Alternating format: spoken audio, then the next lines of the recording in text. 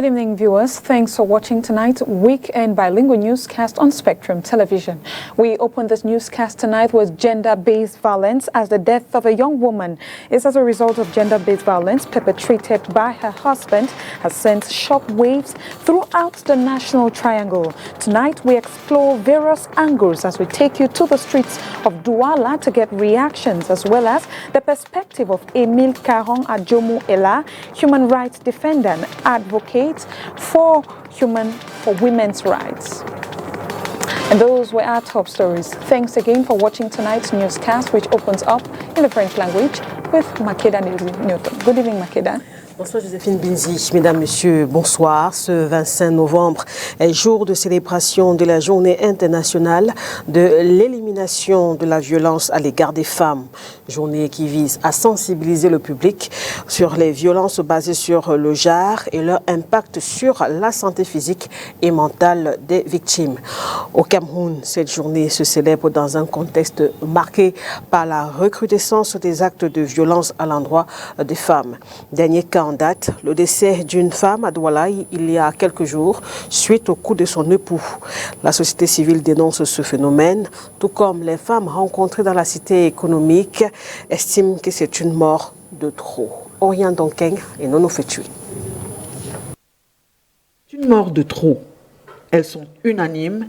La violence sur les femmes est à condamner.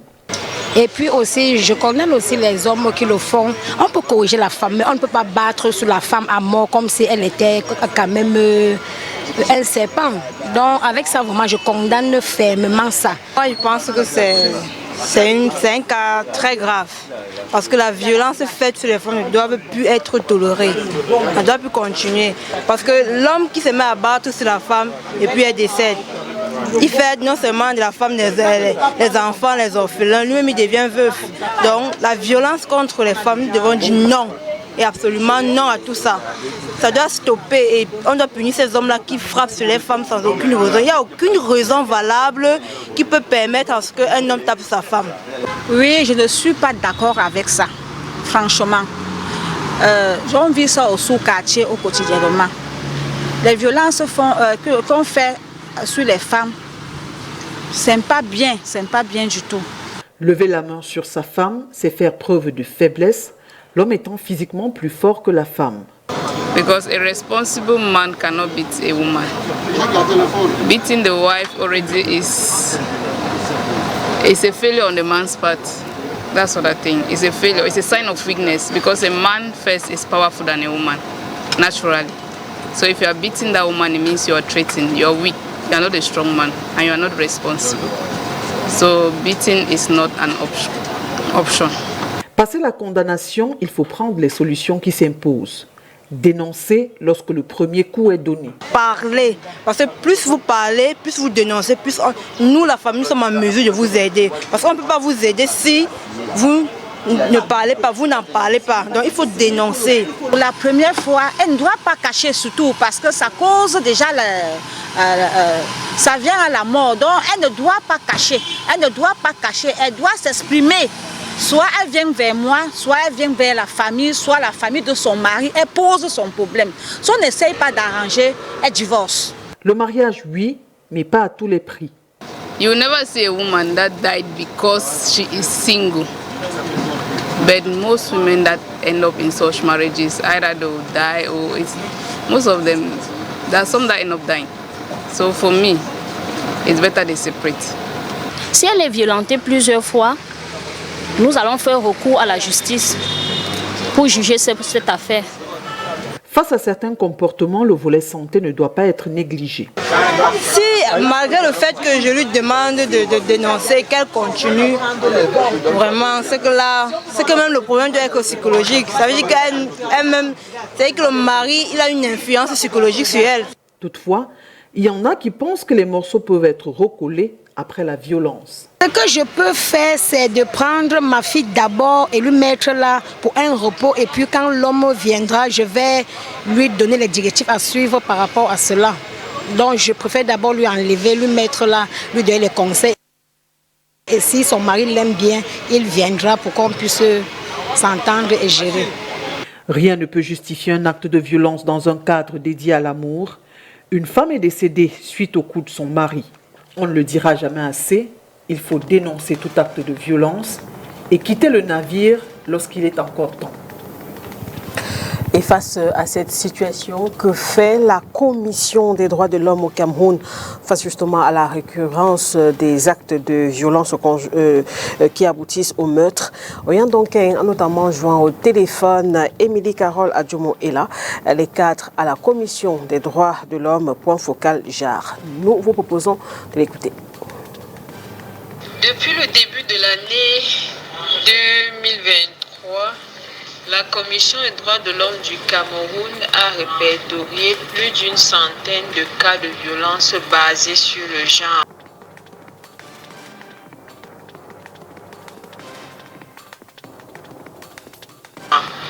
dont une quarantaine de féminicides. Ces incidents concernent autant le contexte de crise que le contexte normal. Il convient de signaler qu'il ne s'agit là que des situations rendues publiques quand on sait qu'il y a bien des cas qui ne font pas l'objet de publicité. Les victimes sont des personnes de sexe féminin âgées de 6 à 88 ans. On y dénombre des célibataires, des personnes mariées, des femmes rurales comme les femmes urbaines, des élèves, des travailleurs, des personnes vivant avec handicap ou non. La Commission des droits de l'homme du Cameroun est bien entendu indignée par ces actes effroyables que constituent les violences basées sur le genre et encore plus par les féminicides, puisque ces actes portent atteinte aux droits fondamentaux de la personne humaine, notamment le droit à la vie, le droit à l'intégrité physique et morale, le droit à la sécurité, le droit à la dignité, le droit à l'égalité, pour ne citer que cela. Les violences basées sur le genre constituent une violation des textes juridiques nationaux, régionaux, africains et universels auxquels notre pays a souscrit.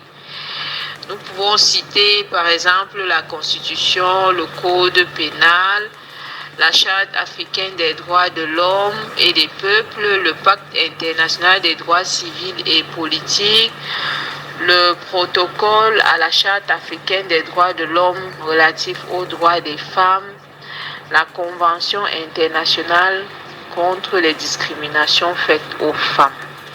Le rôle de la Commission des droits de l'homme du Cameroun face aux situations de violence faites aux femmes ou violences basées sur le genre est consacré par l'article 6 de la loi numéro 2019/014 du 19 juillet 2019 portant création, organisation et fonctionnement de la commission.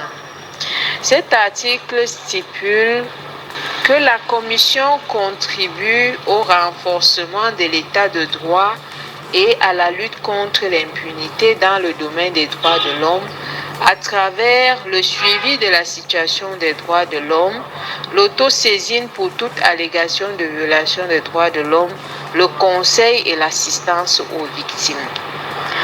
En d'autres termes, chaque fois que la commission est informée de ce qu'il y a une situation de violation des droits de l'homme, elle entreprend de mener des investigations pour établir les faits, identifier les acteurs et se rapproche des autorités compétentes pour s'assurer que celles-ci recherchent les coupables et procèdent à leur punition.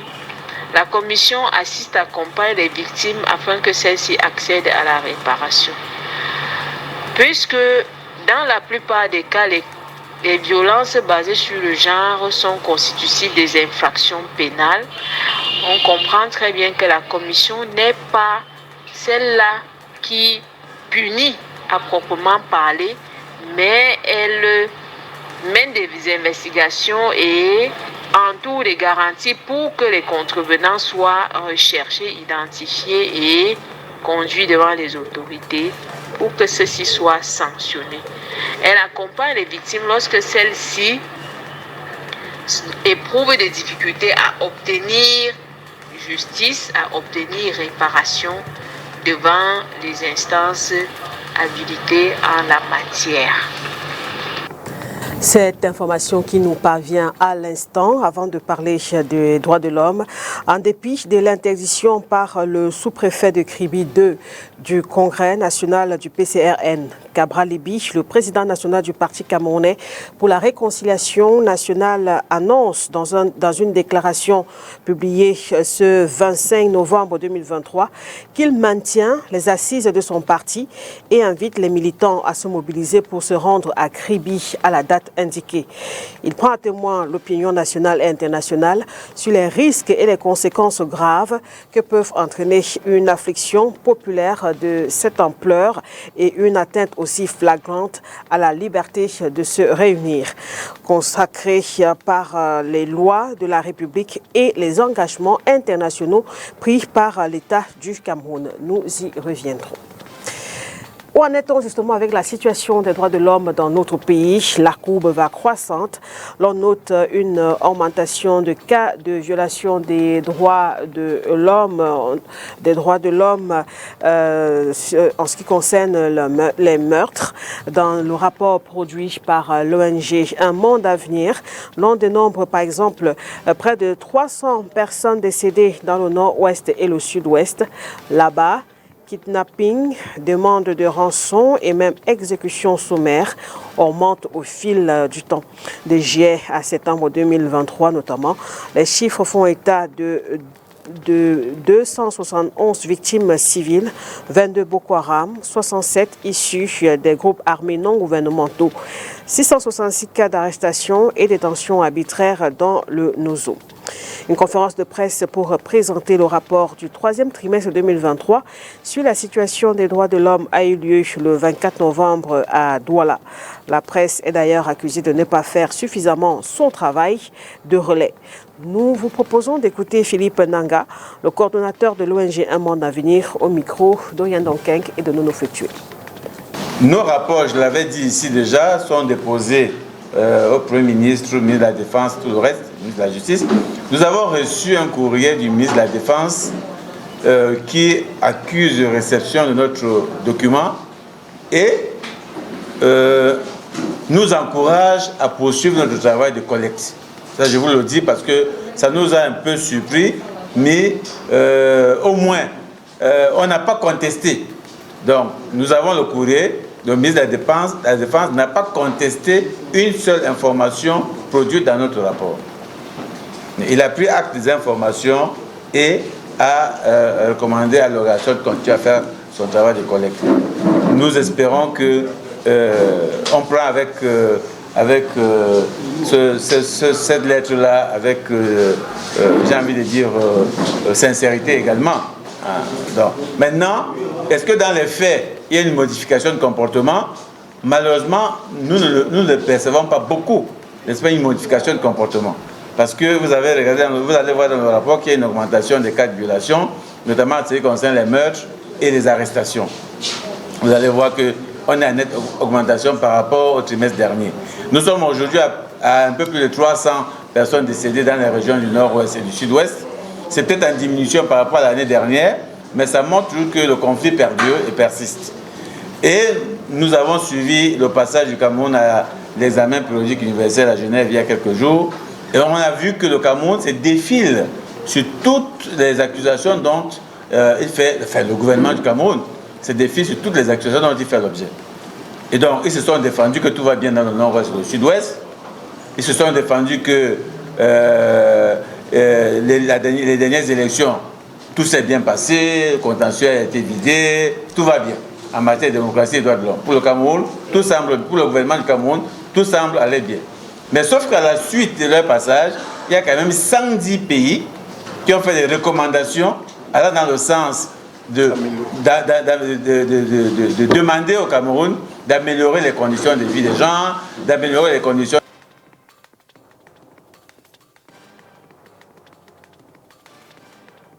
sur la liberté d'expression, la liberté des médias. La question des médias est revenue au moins, portée par au moins 50 pays. Parce qu'il faut savoir que la société civile partage ses rapports avec d'autres pays. Et donc, 110 pays ont relayé nos informations, n'est-ce pas, en posant des questions et en faisant des recommandations au Cameroun à la suite de leur passage à Genève. Pour vous dire que la posture reste très ambiguë, même si le ministre des Affaires, des Affaires étrangères, des Relations extérieures, qui était là-bas, dans sa conclusion, a dit que le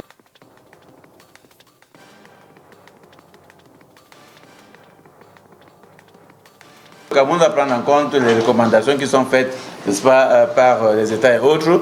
Ils vont repasser là-bas dans 4 ans. On espère que dans 4 ans, les choses se seront améliorées. Mais nous sommes très inquiets. Très inquiets parce que sur le plan législatif, on a un encadrement qui n'est pas très mauvais, mais il y a des choses qui manquent. Par exemple, le Cameroun a prévu un mécanisme de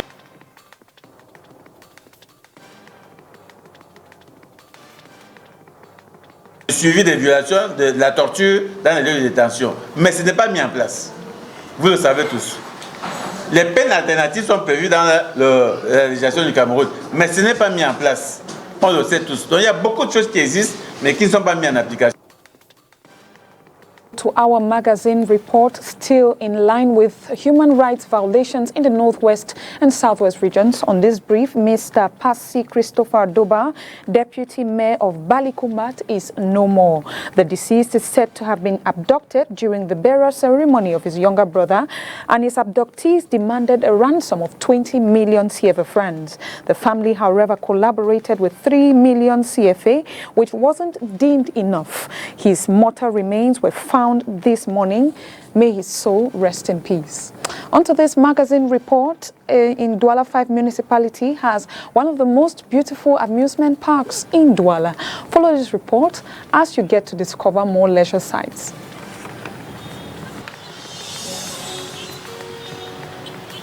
Parks are the most beautiful and attractive during the long holidays in the economic capital.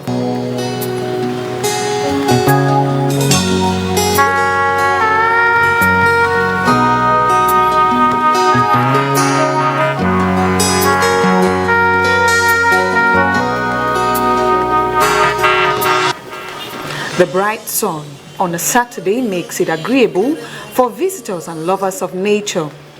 We are in the Douala 5 municipality, where this park attracts denizens to cool off.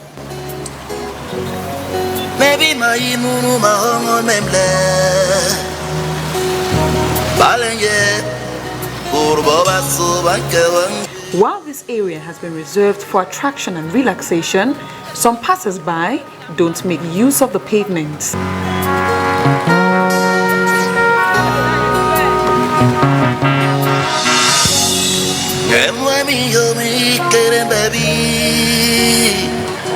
Visitors of this site are surrounded by trees and flowers, agreeable, even influencers and YouTubers.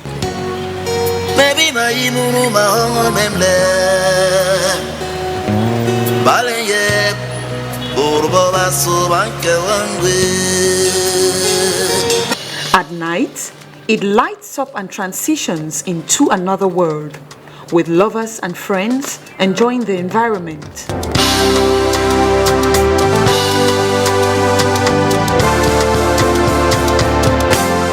Look at my life now, day after day. With fountains of waters creating a romantic attraction for lovers of nature, another fountain lighting up with several colors, agreeable enough even for beauty pageants.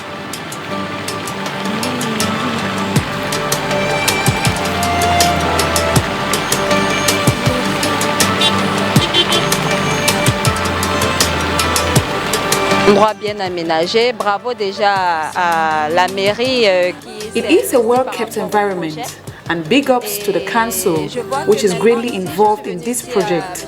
I didn't come here alone. I came with my friends. It is very relaxing and permits a change of environment. Très détendu, ça permet de changer aussi un peu d'air. The euphoria and excitement rises more and more in the evenings. Young, old, lovers and married, all find solace at this spot, especially at night.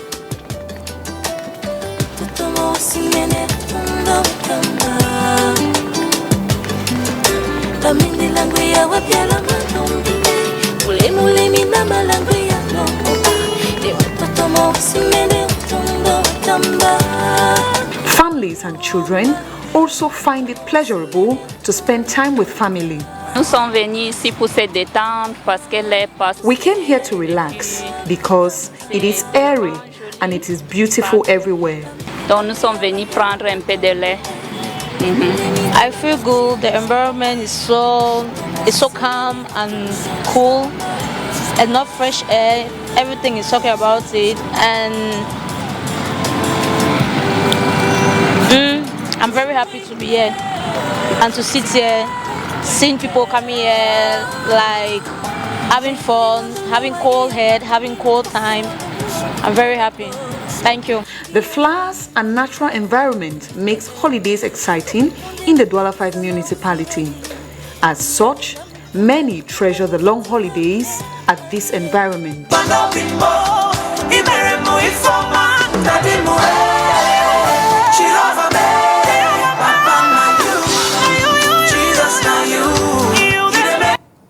And we take you to our international page, where the Indian side of Kashmir is home to very few Christians who are very interested in Christmas celebration as early as November. Details with VOA. As the global Christian community eagerly anticipates the Christmas holiday, paper mache gifts crafted on Indian side of Kashmir stand out to be among the top-selling Christmas items in European and American markets. Meeting the demand for these items takes several months and dedication. I have dedicated 35 years to this profession, passionately contributing alongside my colleagues. However, despite our hard work, our financial returns have not matched the depth of our commitment. The process begins at a small workshop in Srinagar, where paper is soaked in water, ground, and then mixed with flour and glue. The mixture is applied on a wooden base to shape objects like balls, bells, and stars, which are later sun-dried. The dried objects are then sent to manufacturing units, where skilled artisans decorate them. Later, they add intricate designs in pencil or pen, transforming them into Christmas decorations. The artisans say fulfilling an order usually takes 4 to 5 months. Christmas balls, hats, stars, and bells are popular with customers. We receive minimum orders of 50,000 to 100,000 units from Europe and America. Over 500 individuals are associated with one manufacturer each, and all of them play a vital role in bringing out our craft at a global platform. In the Muslim majority region of Indian administered Kashmir, where very few Christians live, local demand for the decorations is not high. Retailers instead depend on tourists from various parts of India and other countries who visit the valley during the holiday season. Manufacturers, however, mostly export products to national and international markets to earn their livelihood. We have a huge amount of response from the international customers, the buyers, and if we talk about only the Christmas revenue for a couple of these months, so it's about more than 20 lakh rupees. Meanwhile, the work does not end with Christmas, as the paper mache artists also prepare goods for other holidays like Easter and Halloween. Mohitul Islam, VOA News from Srinagar in Indian administered Kashmir.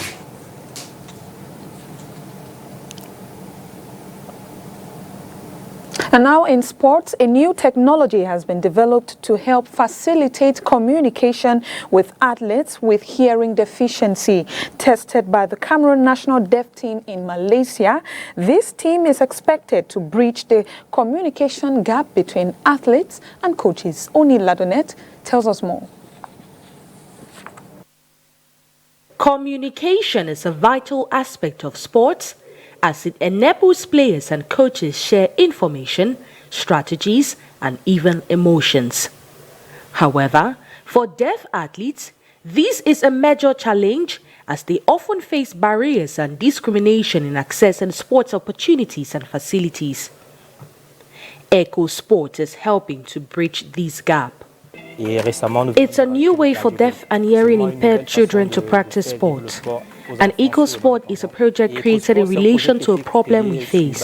I have a cousin who is deaf and found it difficult to play with other children because these other children found it different to play with him since he cannot speak. To show that it is possible, we have developed a method which we call the EcoSport method. This allows tools to be adopted to hearing problems. 2 innovative devices have been developed to help facilitate discussion between coaches, athletes and peers. These devices have been tested and adopted by several deaf teams around the world. The Cameroon national deaf team inclusive. In their participation at the World Deaf World Cup in Malaysia, the team made use of some of these devices to help up their game against France and Iran. We have innovated tools such as the connected watch and image cards. The image cards have different messages, like fair play message used when a child tackles a teammate. The most innovated item is a connected watch, which helps you call the child like you will address them by their name. This watch vibrates through a transmitter when it's pressed. The watch vibrates and the child is taught that every time the watch vibrates, he has to look at the coach, who will in turn give the child directions or instructions. This is an innovative approach which helps one work better with hearing impaired children and be able to give them same support as any other child. The project exceeds football as it has been used in beach soccer and cardio golf. We started the project with football, added beach soccer. We recently included cardio golf. This is an initiative born by Cameroonian residents in Belgium.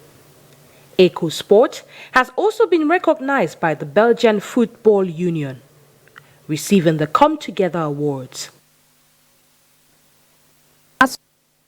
Goodbyes, the Kribi Port Authority has gotten rid of 2,000 tons of butter bran rice which do not meet food security norms in Cameroon. And this is where we close the curtains for tonight's weekend newscast. Thanks for watching and good night. Happy weekend. Happy weekend to you, Makeda. Merci beaucoup, Joséphine Binzi. Excellent week-end à vous et également à vous, mesdames, messieurs. On se dit au revoir et à bientôt.